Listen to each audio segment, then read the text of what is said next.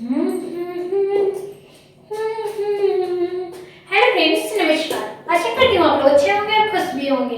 BDS academy 2.0 पे रोशनी ma'am आप लोगों के लिए फिर से लेकर आ चुकी है बीएड फर्स्ट ईयर से रिलेटेड वीवीआई क्वेश्चन, जिसमें आप लोगों को जेंडर, स्कूल, सोसाइटी से बारे में यानी आप लोगों को लिंग, विद्यालय और समाज के बारे में बतलाई जाएगी। चलिए आज हम आप लोगों को बताने जा रहे हैं वीवीआई क्वेश्चन, वो भी आप लोगों को लिंग, विद्यालय और समाज से संबंधित। अगर आप लोगों ने हमारे चैनल को अभी तक सब्सक्राइब नहीं किया है तो जल्दी जाइए हमारे चैनल को सब्सक्राइब कीजिएगा, क्लास को लाइक कीजिएगा और क्लास में कोई भी दिक्कत हो आप लोगों को मैं पहले ही बता देती हूँ, आप लोग कमेंट करिएगा और वीडियो को पूरा देखिएगा। यानी आप लोगों को क्लास में एक भी क्वेश्चन नहीं छूटना चाहिए। क्वेश्चन तो आप लोगों को मैं बताऊंगी, लेकिन किस तरीके से लिखनी है आप लोगों को मैं ये पूरी वीडियो में आप लोगों को यही बताती हूँ कि आप लोग अगर बीएड फर्स्ट ईयर के एग्जाम देने जा रहे हैं तो आप लोग उस क्वेश्चन को ऐसे तरीका से लिखे जिससे आप लोगों को कॉपी चेक करने वाला मनमोहित हो जाए कि बच्चे को कहाँ से और किस तरीके से पढ़ाया गया है कि बच्चे ने इतने अच्छे से कॉपी को लिखा है। इसलिए मैं आप लोगों को बता दूं, अगर कोई भी यूनिवर्सिटी से आप लोग हैं हमारे क्लास में जुड़ रहे हैं तो आप लोगों को हर एक क्वेश्चन का तैयारी कराया जाएगा। जो भी फर्स्ट ईयर से हैं आप लोगों को अगर सेशन 25 से 27 है, 26 से 28 है, उन सारे विद्यार्थियों के लिए यहाँ पे क्लास कराया जा रहा है फ्री एंड मुफ्त। तो आप लोगों को कोई भी दिक्कत ना हो, अगर कोई भी दिक्कत हो तो आप लोग हमारे टेलीग्राम पे ज्वाइन कर सकते हैं। वहाँ पे आप लोग वहाँ पे बातचीत कर सकते हैं। अगर आप लोगों को कोई भी क्वेश्चन बीएड से संबंधित कुछ नहीं हो तो आप लोग वहाँ भी पूछ सकते हो। अगर आप लोगों को यहाँ पे क्लास में पूछना है तो आप लोगों को क्लास में भी पूछ सकते हैं। आप लोगों को मैं कमेंट के जरिए जवाब दे दूंगी। आप लोगों का आज जेंडर, स्कूल एंड सोसाइटी से आप लोगों का आज वर्मा क्लास है। आप लोगों को 11 क्लास में वीवीआई क्वेश्चन बतला दिया गया है। अगर आप लोगों को क्लास छूट गया है तो आप लोग वहां से जाके पीछे क्लास में आप लोग चेक कर सकते हो और वहां पे आप लोगों को अगर चाहिए तो पीडीएफ भी ले सकते हो टेलीग्राम पे ज्वाइन करके। चलिए हम लोग चलते हैं क्वेश्चन की ओर। तो क्वेश्चन आप लोगों के सामने क्या है, तो क्वेश्चन आप लोगों को बता दिया जाए यूनिट 1 से है, जो आप लोगों को यहाँ पे जेंडर, स्कूल और सोसाइटी से बारे में बताया जाएगा, यानी लिंग, विद्यालय और समाज के जो संबंधित क्वेश्चन है इसके बारे में आप लोगों को यहाँ पे समझाई जाएगी। यहाँ पे आप लोगों का क्वेश्चन क्या आ जाता है, तो आप लोगों का क्वेश्चन आ जाता है महिला या नारी पर सशक्तिकरण पर टिप्पणी लिखे या उसका वितरण कीजिए। यानी टिप्पणी लिखे या वितरण आप लोग कीजिए किस पे, तो महिला या नारी, यानी महिला नारी दोनों एक ही होती है, लेकिन सशक्तिकरण के नारी शक्ति सशक्तिकरण के बारे में आप लोगों को लिखनी है। चलिए हम लोग क्वेश्चन की ओर बढ़ते हैं। क्वेश्चन तो आप लोगों को क्या है ये पता चल गया है। आप लोगों को और मैं बता दूं कि आप लोगों को हर एक क्वेश्चन का आंसर किस प्रकार देते हैं, तो आप लोग कभी भी किसी भी क्वेश्चन की अगर एग्जाम में सेंटर में कॉपी में आप लोग लिखते हैं तो आप लोग सबसे पहले हेडिंग क्या देंगे, तो आप लोगों को क्वेश्चन होगा, आप लोग कौन से यूनिट से है वो यूनिट लगा दीजिएगा। उसके बाद आप लोगों को क्या करनी है, तो आप लोगों को अगर परिचय आप लोगों को लिखनी है। अब जो दूसरा पॉइंट आप लोगों का है क्वेश्चन के बाद परिचय, जो क्वेश्चन का आंसर देने समय आप लोगों को सबसे पहले परिचय लिखनी होगी। उसके बाद लिखिएगा आप लाइन बाय लाइन, जैसे आप लोगों को यहाँ पे बतलाई जाएगी वैसे। ऐसा नहीं कि जाके वहाँ पर रामायण लिख देना है और रामायण ग्रेजुएशन कैसे क्वेश्चन करके चले आना है। तो आप लोग कभी भी अच्छे तरीके से कॉपी को लिखिएगा। बीएड फर्स्ट ईयर का एग्जाम अप्रैल में होने वाला है और अच्छे से अभी तक आप लोग तैयारी कर लीजिएगा। चलिए अब हम लोग क्या करेंगे, तो अब हम लोग जानेंगे परिचय। भारतीय समाज में महिलाओं को प्राचीन काल से ही सम्मान की दृष्टि देखा गया है। यानी क्या देखा गया है, तो प्राचीन काल से ही महिलाओं की जो सम्मान की दृष्टि वो देखा गया है, सम्मान देते हैं, किंतु वह सामाजिक, आर्थिक एवं सांस्कृतिक कारणों से समय के साथ उसकी स्थिति कमजोर हो गई है। यानी जो आप लोगों को बता दूं, अभी जो सामाजिक और आर्थिक और सांस्कृतिक कारण है जिसके कारण क्या हो पा रहा है, तो स्थिति क्या हो रही है, तो महिलाओं की जो सम्मान का है वो कमजोर होती जा रही है, चली जा रही है। पितृसत्ता यानी जो है पुरुषों की व्यवस्था और शिक्षा, आर्थिक निर्भरता, बाल विवाह, दहेज प्रथा तथा लैंगिक भेदभावों ने महिलाओं का विकास का मुख्यधारी से रखा गया है। यानी क्या गया है, तो मुख्यधारी से दूर रखा गया है। यानी क्या, तो ये पुरुषों के कारण ही हो पाया है, जो शिक्षा में, आर्थिक निर्भरता में, बाल विवाह में, दहेज प्रथा में तथा लैंगिक भेदभाव ने महिलाओं को विकास की मुख्य चाबी को दूर रखा। यानी ने उनका अधिकार छीन लिए हैं। यानी आप लोगों को बता दो वो जो अधिकार से वो अलग हो रही है। ऐसी स्थिति में क्या होगी?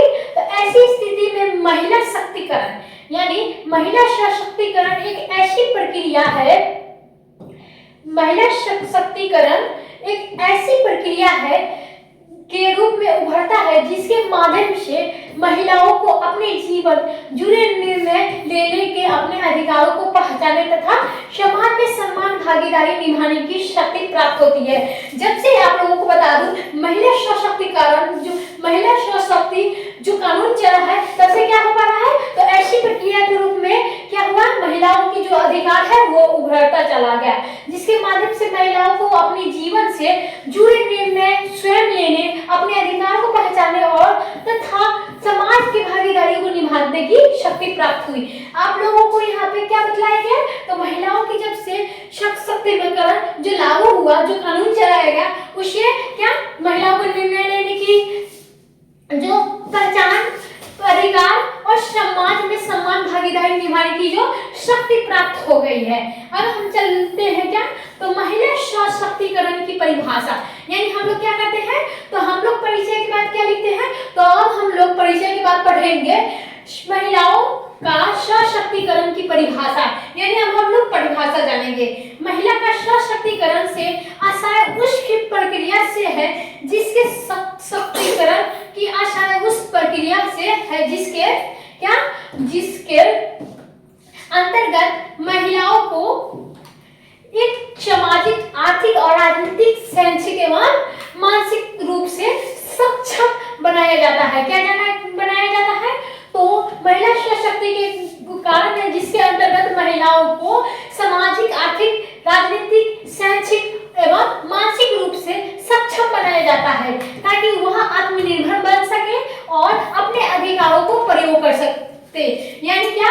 स्वस्थ महिलाओं सशक्ति के कारण क्या हो पाया है? तो वो आत्मनिर्भर बन सके और अपनी शक्तियों का उपयोग कर सकते। अगर कहीं भी उन्हें शक्ति का अपना उपयोग कर सकते हैं तो वो कर सकती है, इसमें कोई भी पाबंदी नहीं लगी गई है, वो आत्मनिर्भर बन सकती है। यानी आप लोग कहीं भी कुछ भी खड़े होकर बोल सकते हैं। चलिए, ऐसा पहले था कि कोई भी पुरुष के मर्जी से कुछ भी महिलाएं नहीं होती थी, लेकिन आज की महिलाएं खुद ही आत्मनिर्भर बन चुकी है, जो खुद ही अपने बारे में बताना चाहती है और अपने ही पैरों पे खड़ा होना चाहती है। चलिए अब हम लोग जानेंगे कुछ विद्वानों की परिभाषा, यानी हम लोग हर चैप्टर के हर एक क्वेश्चन का 3-4 परिभाषा याद लेंगे। आप लोगों को अगर नहीं याद रहेगा तो आप लोग 2 भी लिखिएगा क्वेश्चन पेपर में, यानी आप लोग आंसर में 2 क्वेश्चन, आप लोगों को एक क्वेश्चन का 2 आंसर भी लिखते हैं यानी परिभाषा, तो आप लोग का कॉपी बहुत ही बढ़िया लगेगा लिखने से। अगर आप लोग याद नहीं करते हैं 2-4 दिन, अगर क्वेश्चन में वहां पे लिखने समय आप लोगों को याद नहीं रहेगा आंसर में 2-3 परिभाषा, तो आप लोग 2 कम से कम 2 लिखिएगा। चलिए हम क्या करेंगे? कुछ विद्वानों की परिभाषा। संयुक्त राष्ट्र यूएन के अनुसार महिलाओं को शक्तिकरण यानी सशक्तिकरण वह प्रक्रिया है जिसके द्वारा महिलाओं को अपने जीवन पर निरंतर स्थापित करती है और निर्णय लेने की सक्रिय है। यानी क्या है? तो कुछ विद्वानों के अनुसार यानी संयुक्त राष्ट्र यूएन के अनुसार क्या कहा गया है? इन परिभाषा की जो लेखन है वो है संयुक्त राष्ट्र के यूएन के अनुसार ये परिभाषा दी गई है, जो मैं आप लोगों को बताया गया है। महिला सशक्तिकरण वह प्रक्रिया है जिसके द्वारा महिलाओं को अपने जीवन पर निरंतर स्थापित करती है और निर्णय लेने की सक्रिय भूमिका को निभाती है। क्या करती है? निर्णय लेने की सक्रिय भूमिका को निभाती है। कबीर के यानी दूसरा आप लोगों को पॉइंट क्या आ जाएगा? तो आप लोगों को दूसरा पॉइंट आ जाएगा, कबीर के विचारों में नारी को सामाजिक जागरूकता के आधार पर माना गया है। यानी जो कबीर जी है, जो आप लोगों को परिभाषा दी है वो क्या दी है? तो नारी के विचार, कबीर के विचारों में नारी को सामाजिक जागरूकता के आधार पर माना गया है। कबीर के विचारों में नारी को सामाजिक जागरूकता के आधार पर माना जाता है। क्या माना जाता है? तो नारी को सामाजिक जागरूकता के आधार पर माना जाता है। अब हम लोग क्या जानेंगे? हम लोग तीसरा परिभाषा जानेंगे। इनके अनुसार तो स्वामी विवेकानंद के अनुसार, अभी हम लोग क्या जाने? तो राष्ट्र संयुक्त राष्ट्र यूएन के अनुसार हम लोग परिभाषा देखे हैं, कबीर जी के अनुसार देखे हैं। अब हम यानी तीसरा परिभाषा जानेंगे किसके, तो महिलाएं या नारी शक्तिकरण के। तो उन्होंने स्वामी विवेकानंद जी के अनुसार क्या परिभाषा दी गई, तो किसी भी समाज की प्रगति में मापदंड उसे समाज को महिलाओं की स्थिति में लगाया जा सकता है। इन परिभाषाओं को स्पष्ट करते हैं कि महिला सशक्तिकरण केवल अधिकार देने की नहीं बल्कि क्षमता विकास और चेतना निर्माण करने की प्रक्रिया भी है। क्या उन्होंने परिभाषा दी है, तो किसी समाज की जो प्रगति मापदंड उस समाज को महिलाओं को स्थिति में लगाया जा सकता है। इन परिभाषाओं को स्पष्ट करते हैं कि क्या करते हैं, स्पष्ट करते हैं कि महिला स्वशक्ति केवल अधिकार देने के लिए नहीं बल्कि क्या क्षमता विकास और चेतना निर्माण करने की भी प्रक्रिया है। चलिए हम अब जानेंगे अगला पॉइंट, यानी अगला पॉइंट क्या आ जाएगा हमारा, तो महिला शक्तिकरण। अभी आप लोगों ने परिभाषा जान चुके हैं, वो भी तीन परिभाषा।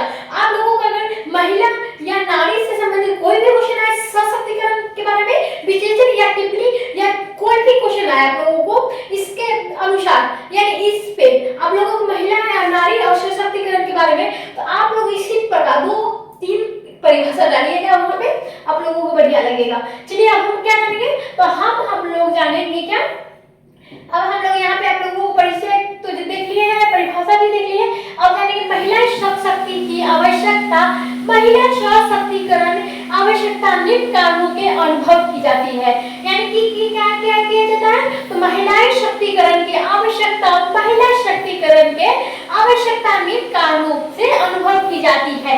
किस प्रकार, तो पहला पॉइंट आ जाता है यहाँ पे लैंगिक भेदभाव में समाप्ति हेतु। क्या, तो लैंगिक भेदभाव की जो है समाप्ति होती है किनके कारण, तो महिला सशक्तिकरण के कारण, यानी लिंग कारणों में से क्या अनुभव किया जाता है, तो पहला पॉइंट लिंग का कोई भेदभाव नहीं है, यहाँ पे समाप्त हो गई है। आप लोगों को अगला पॉइंट क्या आ जाता है, तो महिलाओं को समान अवसर प्रदान करने के लिए, यानी महिलाओं को समान सम्मान करने के लिए कहा गया है। किसमें, तो महिला सशक्तिकरण की में, यानी आप लोगों का अगला पॉइंट क्या आ जाएगा, तो अगला पॉइंट है सामाजिक न्याय एवं समानता का स्थापना हेतु, यानी न्याय और समानता दोनों ही स्त्री को मिलना चाहिए और सामाजिक भी। अब हम लोग अगला पॉइंट जानेंगे क्या, तो परिवार की सबसे पहली भूमिका होता है, क्योंकि आप लोगों को बता दिया जाए परिवार से ही हमारे लैंगिक भेदभाव का शुरुआत होता है और वहीं पे खत्म भी होता है। लेकिन आप लोगों को बता दूं बहुत ऐसे जगह है जो अभी लैंगिक भेदभाव के बारे में नहीं जानते, नहीं समझते और नहीं जानना भी चाहते हैं, नहीं करना भी चाहते हैं। लेकिन आजकल के आप लोगों को बता दूं बहुत ऐसे थे पहले जो लैंगिक भेदभाव के लिए बहुत ही अधिक थे, लेकिन आप लोगों का अभी लैंगिक भेदभाव कुछ कमा है। इसीलिए आप लोगों को बता दूं आप भी भेदभाव नहीं कीजिएगा, हम भी भेदभाव नहीं करते हैं। चल, तो इसलिए आप लोगों को मैं बताती हूँ परिवार और समाज में समृद्ध विकास के लिए क्या, लोकतांत्रिक, अगला पॉइंट क्या आ जाएगा, लोकतांत्रिक व्यवस्था में मजबूत बनाने के लिए, यानी लोकतांत्रिक व्यवस्था जो होता है, सामाजिक व्यवस्था जो होता है वो मजबूत बनता है। किसके कारण, तो वो बनता है महिला सशक्तिकरण की आवश्यकताओं के कारण। किसके कारण, तो महिला सशक्ति के कारण, यानी महिला सशक्ति के कारण जो आवश्यकता है उसके कारण क्या बनता है, लोकतांत्रिक व्यवस्था को मजबूत बनाता है। तो आप लोग जान चुके हैं कि महिला शक्तिकरण की आवश्यकता क्यों है, महिला सशक्ति की आवश्यकता में निम्न कारण क्या अनुभव किया जाता है। तो आप लोगों को बढ़िया लगा होगा क्लास, तो आप लोग हमारे क्लास को ज्वाइन कीजिए, लाइक कीजिए, शेयर कीजिए और कमेंट कीजिए। अगर आप लोगों को जो भी बीएड से संबंधित क्वेश्चन हो आप लोगों को यहाँ पे तुरंत पूछ लीजिएगा। चलिए अब हम लोग अगला पॉइंट चलते हैं। अगला पॉइंट आप लोगों के सामने प्रस्तुत की जा रही है, जिसमें आप लोगों को कोई भी राय देनी हो तो दे सकते हो। चलिए अब हम लोग क्या जानेंगे, तो हम लोग जानेंगे महिला शक्तिकरण, यानी महिला सशक्तिकरण के प्रमुख, महिला सशक्तिकरण के प्रमुख आयाम, महिलाओं की शक्तिकरण, सशक्तिकरण के बहुआयामी अवधारणा जिसके मुख्य आयाम निम्नलिखित में से है। आप लोगों को पॉइंट बाय पॉइंट समझाया जाएगा, उसके बारे में बतलाया भी जाएगा। आप लोगों को क्या जानते हैं, तो आप लोगों को अभी पढ़ाया जाएगा महिलाएं सशक्ति के प्रमुख आयाम, जिसमें पहला जो है वो पहला नंबर क है, यानी शैक्षिक शक्तिकरण, यानी आप लोगों को शिक्षित शक्तिकरण के बारे में आप लोगों को पढ़ना है, जिसमें आप लोगों को क्या बताया गया, शिक्षा महिलाओं को आत्मनिर्भर, जागरूक एवं निर्णय लेने के योग्य बनाती है। शिक्षित महिला क्या होता है, तो हमारी महिलाओं जो अगर हमारे घर में परिवार में पुरुष नहीं पढ़ा लिखा कोई दिक्कत नहीं है, लेकिन हमारे घर के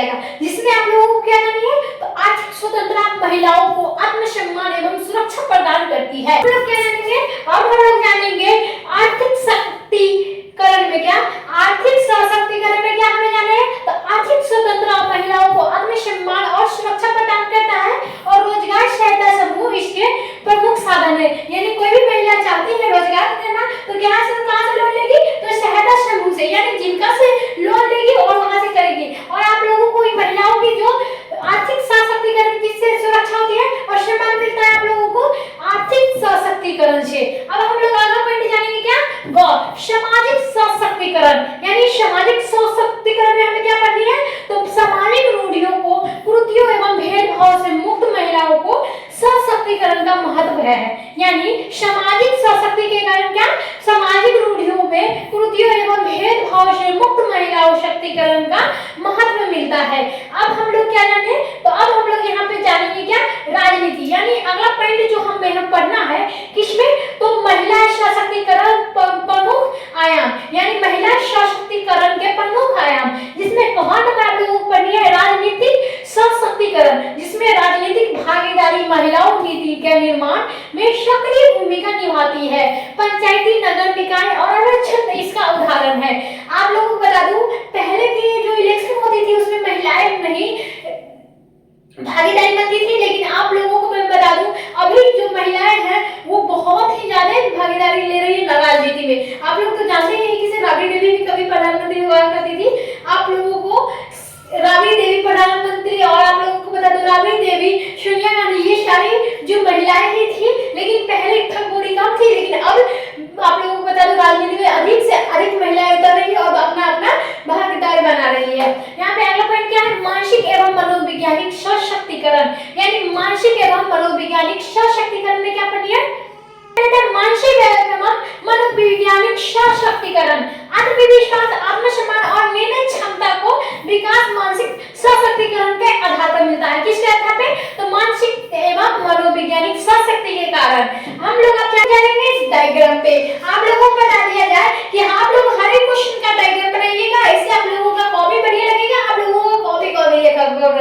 आप लोगों को एक ही क्वेश्चन में आप लोगों को बता दिया जाए तो आप लोगों को क्या, तो महिला सशक्तिकरण को 4 भागों में बांट दिया गया है, यानी शैक्षिक सशक्तिकरण, दूसरा है आर्थिक सशक्तिकरण और सामाजिक सशक्तिकरण, और चौथा क्या है, राजनीतिक सशक्तिकरण। ये सारी को मिला के क्या दिया है, तो मानसिक एवं मनोवैज्ञानिक सशक्ति बन चुका है, जिसमें आप लोगों को महिला सशक्तिकरण कितने भागों में बांट दिया गया है, तो 4 भागों में विभाजित कर दिया गया है आप लोगों को। यहाँ पे आप लोगों को डायग्राम बढ़िया तरीके से दिख गया है, आप लोगों को यहाँ पे समझ के बना लीजिएगा।